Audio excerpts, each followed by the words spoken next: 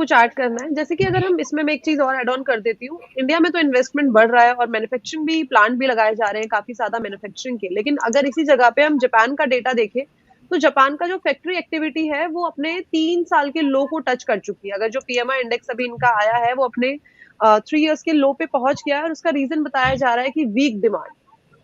और इंडिया की अगर हम इसके कंपैरिजन में बात करें और अभी हमने जापान का रिसेंटली देखा था, वो अपने थर्ड नंबर से भी पीछे हट के फोर्थ में आ गया था। जर्मनी ने ओवरटेक कर लिया है जापान को।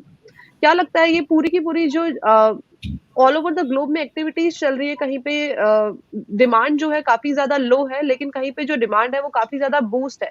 इसके पीछे का जो मेजर रीजन है उसे हम क्या मान सकते हैं, और साथ ही साथ ये जो नोएडा वाला था उसकी अगर ऊपर आप कुछ कमेंट करना चाहें तो।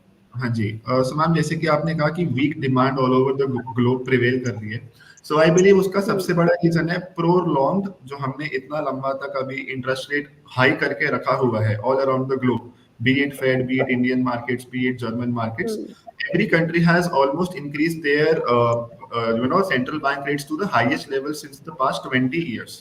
So I believe this is the main reason that there is a demand shortfall in the economy.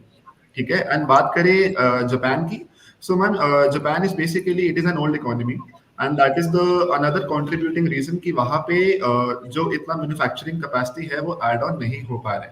Even though Japan is hitting उसकी जो stock markets है, they have been hitting a 33-year high, but still the manufacturing capacity has been going to a 3% lower basis. Yeah, and बात करें India में consumption की, so yes, Mr. Kavan said it right कि यहाँ पे there is a shortfall in the rural demand, and उसका effect हमें अपनी एफएमसीजी कंपनीज में भी देखने को मिल रहा है, be it ITC, be it HUL और be it Nestle. So all of them have been following, why? Because specially the QSR, एक जो क्विक सर्विस रेस्टोरेंट वाला बिजनेस है, बी इट मैकडॉनल्ड्स और be it Westlife development और Burger King वगैरह, इनमें भी हमें फॉल देखने को मिल रहा है.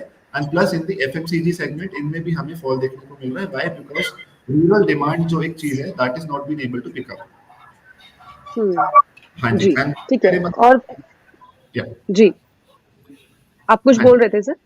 हाँ जी, सो जो आपने बात करी नोएडा वाले प्लांट की, सो आई बिलीव उससे जो सेमीकंडक्टर फैसिलिटीज वाली कंपनीज है, हु आर मैन्युफैक्चरिंग सेमीकंडक्टर्स और involved in the packaging around the same, so I believe company such as CG power and Tata की एक कंपनी है जो कि अनलिस्टेड है, I believe they can be the direct beneficiaries of the plant that is being set up all across India.